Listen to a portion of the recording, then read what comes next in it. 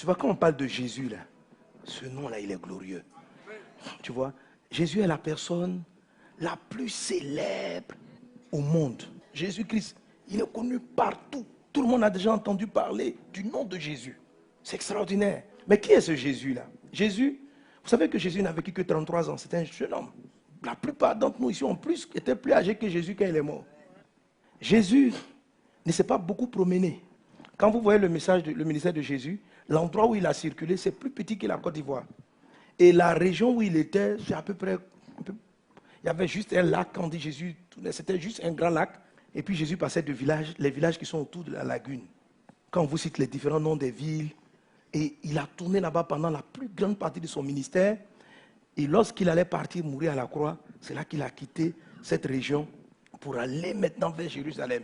En tout cas, les voyages officiels qu'on lui connaît, à part ce petit tour-là, c'est lorsque ses parents l'ont amené dans son enfance en Égypte, et puis on l'a ramené.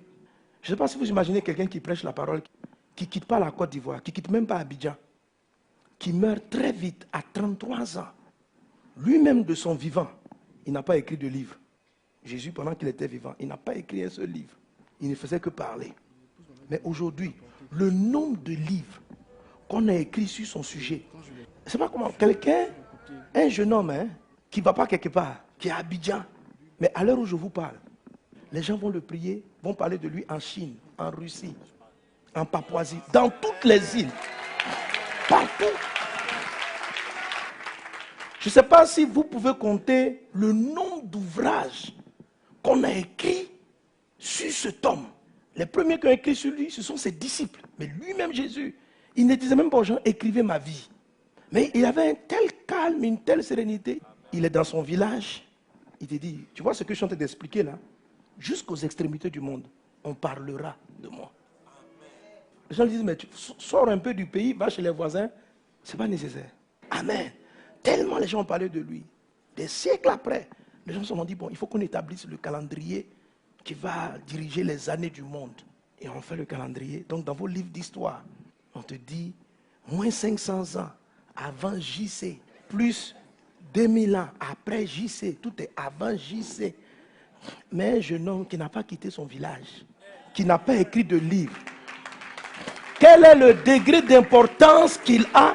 Vous savez, mes amis, quand on parle, vous parlez du nom de Jésus, ce n'est pas une simple proclamation. Il faut simplement observer avec humilité pour dire qu'il y a quelque chose d'étrange dans l'histoire de Jésus. Ce n'est pas un homme normal, tu vois. Il y a eu de grands empereurs, les Genghis Khan, Napoléon. Mais je ne sais pas si un seul a fait rédiger autant d'ouvrages. Eux, ils ont conquis l'Europe, l'Asie. Ils ont conquis, ils ont dompté des royaumes. Lui n'a fait aucune guerre. Il n'a pris aucune épée. Il n'a obligé personne à faire quoi que ce soit. Il n'a contraint personne. Tout ce dont on est en train de parler, aime ton prochain. Il faut lui pardonner. Aimez les gens. Faites-leur du bien. Moi, je suis le chemin, la vérité et la vie. Nul ne vient au Père s'il ne passe pas par moi. Bon, quelqu'un qui te dit que mon nom va partir, quelqu'un qui n'est pas sorti de son village, qui te dit qu'on parlera de moi partout. Et les choses arrivent exactement comme il a dit. Tu sais, quand tu parles de lui, il faut faire très attention parce que c'est très spécial. Et la Bible te dit que ce jeune homme, selon les hommes, qui est parti, c'est Dieu qui a pris une forme humaine pour venir parler aux hommes. Ça, c'est sur le plan humain. Ce Jésus-là, tu as besoin de lui. Lui, il n'a pas besoin de toi. La Bible dit de lui, maintenant parlons de ce que la Bible dit. Au commencement était la parole était avec Dieu, la parole était Dieu. La Bible dit, parlant de Jésus, que tout ce qui existe a été créé par lui. Rien de ce qui existe n'a été créé sans lui. Il a dit, en lui était la vie, et la vie est la lumière des hommes. Et il a dit, au verset 12, cette parole a été faite chair, elle a habité parmi nous. Ce Jésus, si tu le reçois, tu as la vie. Si tu n'as pas Jésus, tu n'as pas la vie. Celui qui a dit toutes ces choses, je veux dire, on n'a pas besoin de venir à l'église pour voir que Jésus est la personne la plus marquante de l'histoire de l'humanité. On n'a pas besoin. Vous savez, une des choses même qui a fait que je suis devenu chrétien, que j'ai quitté l'islam, ça a été la façon dont tout le monde s'évertuait à dire que Jésus n'est pas le chemin. Donc, quand j'ai lu l'histoire historique de Jésus, j'ai dit, mais le gars, Jésus, là, il est mort à 33 ans. Ce n'est pas Abraham, mais il est plus célèbre qu'Abraham. Moïse a ouvert la mer en deux, mais il est plus célèbre que Moïse. Il est plus célèbre que Barack Obama. Est-ce que tu comprends? C'est une histoire étrange. Alléluia. Et quand j'ai lu ça, j'ai dit, mais parce que je ne comprenais pas. Je dis, bon, il a vécu simplement.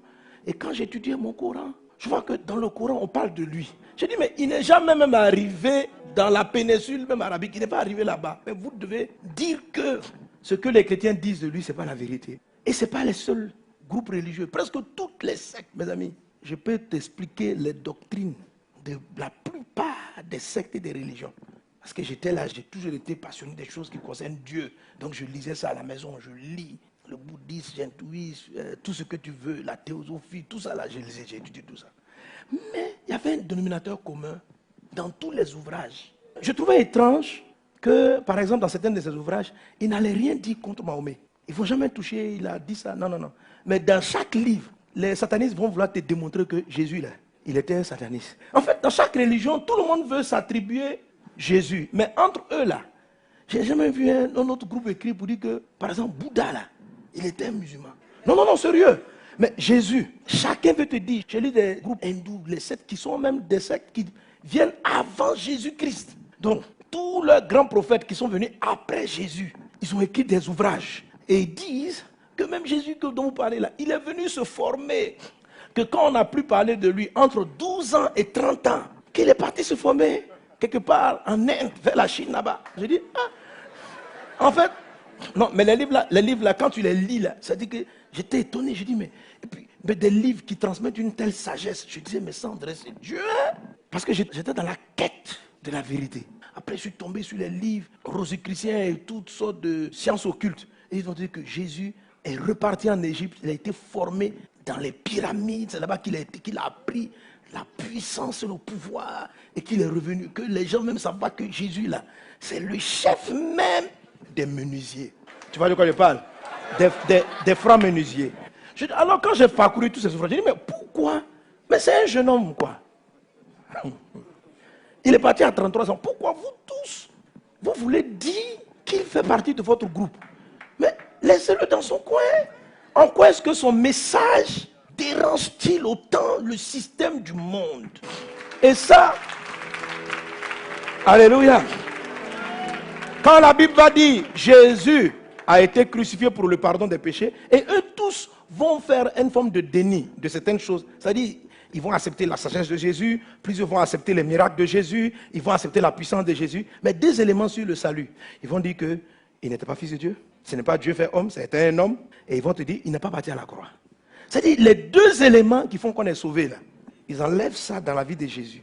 On dit non, non, non, ça sont les chrétiens, les gens qui exagèrent. Sinon, c'est un homme normal qui est venu se former parmi nous et qui nous a précédés. Dès même avant de partir, c'est lui-même qui a parlé de nous. Il dit, mais pourquoi tu as besoin qu'un jeune homme de 33 ans dise qui toi tu es? Tu comprends? Alors, ma curiosité sur l'homme Jésus, j'ai dit, mais qu'est-ce qu'il avait qui dérangeait autant les groupes religieux, politico du monde entier? Quelqu'un était avec moi? Et là, ça a attiré donc cette fois. Et j'ai compris que je devais me donner à Jésus. Je lui devais donner ma vie. J'ai commencé à marcher avec Jésus. Mais dans son nom, il y a de la puissance. Dans le nom de Jésus, il y a de la puissance. Amen. Le nom de Jésus, ça transforme. Avant de connaître Jésus, j'étais un homme à femme. C'est-à-dire les filles, j'aimais ça. Non, sérieusement, hein, j'ai dit à Jésus, j'ai dit Jésus, moi je veux te suivre, hein, mais les histoires de femmes là, tu sais que ça sera compliqué. Hein, parce que c'est pas bon, mais c'est un péché que j'aime. Tu vois, je dis ça à Dieu. Est-ce que tu peux me délivrer? Je dis, bon, moi j'ai fait une chose. Je ne vais plus aborder une fille dans la rue. Mais si elle vient me trouver chez moi, ah Dieu, moi je suis tranquille.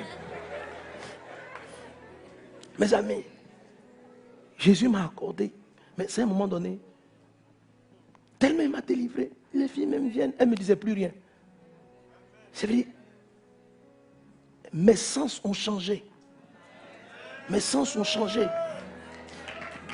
J'avais des tendances, des tricheries, turbulents en classe. C'est-à-dire, Jésus, un nom simplement, et puis il m'a rendu droit. Il a donné un sens à ma vie, à étudier, à apprendre, à me former. Il a changé ma vie. Jésus.